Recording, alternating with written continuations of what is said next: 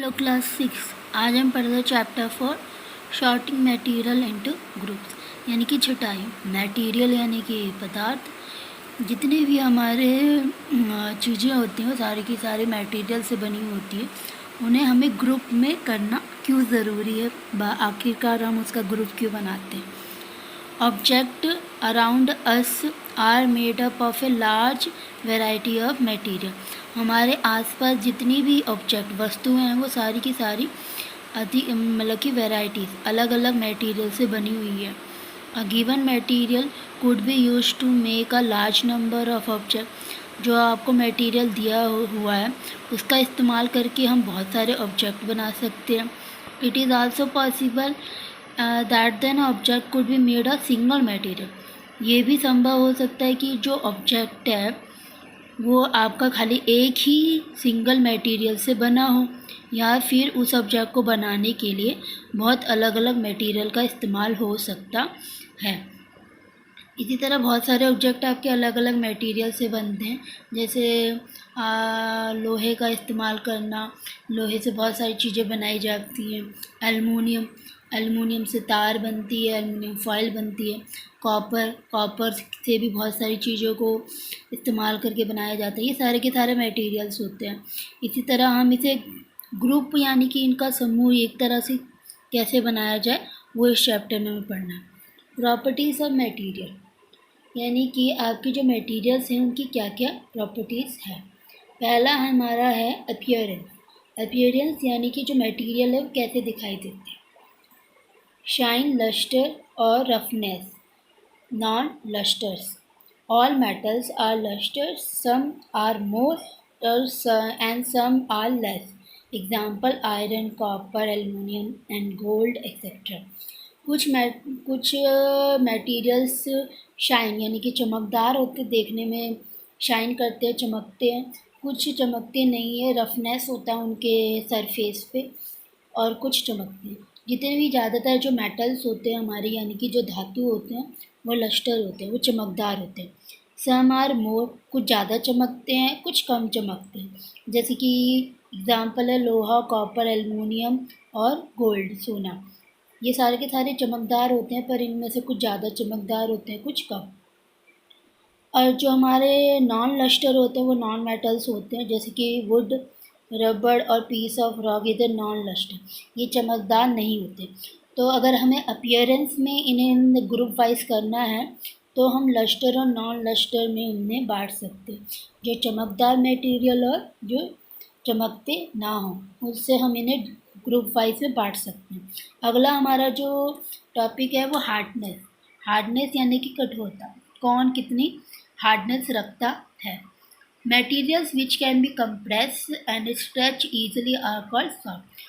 ऐसे मटेरियल जो आसानी से दबाए जा सकते हैं और खींचे जा सकते हैं उन्हें हम सॉफ्ट मटेरियल कहते हैं। Well some other material which are difficult to compress are called hard. कुछ ऐसे पदार्थ यानी कि मटेरियल जो आसानी से दबते या खींचे नहीं जा सकते, वो उन मटेरियल को हम हार्ड कहते हैं।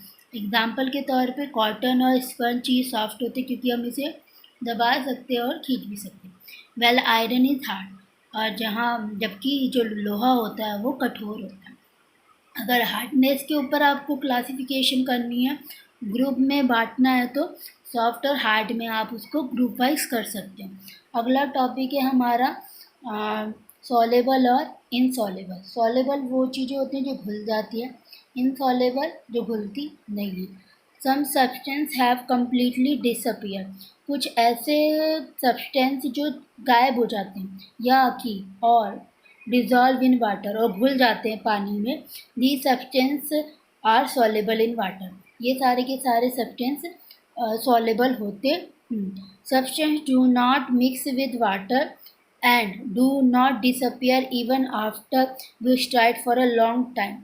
कुछ ऐसे सब्सटेंस जो पानी में घुलते नहीं है, मिक्स नहीं होते और गायब भी नहीं होते लंबे समय तक, अगर आप उसे पानी में रखोगे, ऐसे सब्सटेंस इनसॉलेबल होते हैं। अगर एग्जाम्पल के तौर पे सॉलेबल की एग्जाम्पल अगर आप देखोगे, मिल्क और अल्कोहल और ये सारी की चीज़ें जैसे शुगर, सॉल्ट, ये सारे के सारे सॉल्युबल है, ये पानी में आसानी से घुल जाते हैं। और इनसॉल्युबल की बात करें तो आप ले सकते हैं सैंड और ऑयल। ये सारे के सारे आपके इनसॉल्युबल मटेरियल हैं जो आपके घुलते नहीं हैं, जैसे लकड़ी। और ये सारे के सारे आपके पानी में घुलेंगे नहीं, ये आपको दिखाई देते हैं पानी में, तो ये इनसॉल्युबल है। आप जितना भी चाहो इन्हें घोलने की कोशिश करो, ये घुलते नहीं हैं। सम गैसेस, कुछ ऐसी गैस मतलब आपकी जो कुछ हवा में जो गैस होती है हमारी, वो सॉल्युबल होते हैं पानी में। कुछ ऐसी गैसेस होती है जो पानी में घुली हुई होती हैं। Oxygen gas dissolve in a water, जो ऑक्सीजन होता है वो पानी में डिजॉल्व रहता है। It is very important for survival of animal and plant that live in a water. ये जो आपके पानी में रहने वाले जीव जंतु होते हैं, इन्हें ऑक्सीजन यहीं से मिलती है, क्योंकि ऑक्सीजन पानी में घुला हुआ होता है और उसी का इस्तेमाल करके वो सर्वाइव यानी कि ज़िंदा रहते हैं। अगला है हमारा ऑब्जेक्ट में फ्लोट और सिंक इन अ वाटर। कुछ ऐसे ऑब्जेक्ट होते हैं जो पानी में तैरते हैं और कुछ डूब जाते हैं। फ्लोट मतलब डूबना और सिंक मतलब कि डूब जाना पूरे का, तैरना और डूबना। सर्टेन कुछ मटेरियल्स फ्लोट ऑन वाटर, कुछ तैरते हैं, वेयर एज अदर सिंक और कुछ डूब जाते हैं। These properties of material, property के इस मतलब मटेरियल की इस प्रॉपर्टी को हम कहते हैं floating on water is called flotation. तो पानी में तैरने वाली जो प्रॉपर्टी होती है उसको हम कहते हैं flotation. Generally material like wood, leave और feather float on water, where as rock and metals are sink.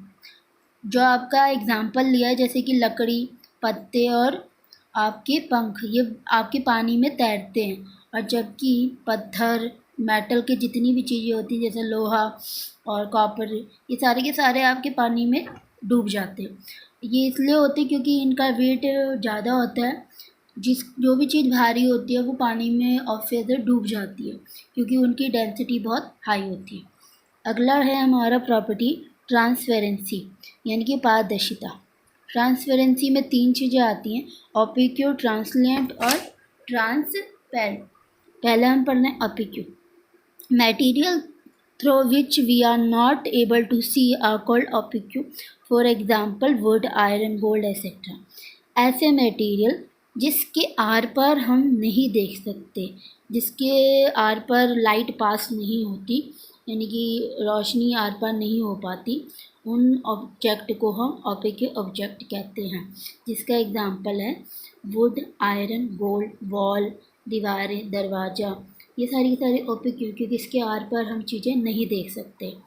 ट्रांसलेंट material through which thing are only partially visible are called translate. For example, butter paper, old glass, food. ऐसे material जिसके आर पर हम थोड़ा धुंधला देख पाते, पार्शियली देख पाते हैं, उन्हें हम कहते हैं ट्रांसलेंट। एक का एग्जांपल है butter paper, old glass door, जो आपकी पुराने कांच के जो दरवाजे होते हैं वो धुंधले हो जाते हैं, थोड़ा पीलापन आ जाता है उनमें, तो उसके आर पर हम थोड़ा धुंधला देख पाते हैं। और स्मोक, जो धुंध होती है सुबह आपकी सर्दी के मौसम, उसमें भी हमें धुंधला दिखाई देता है।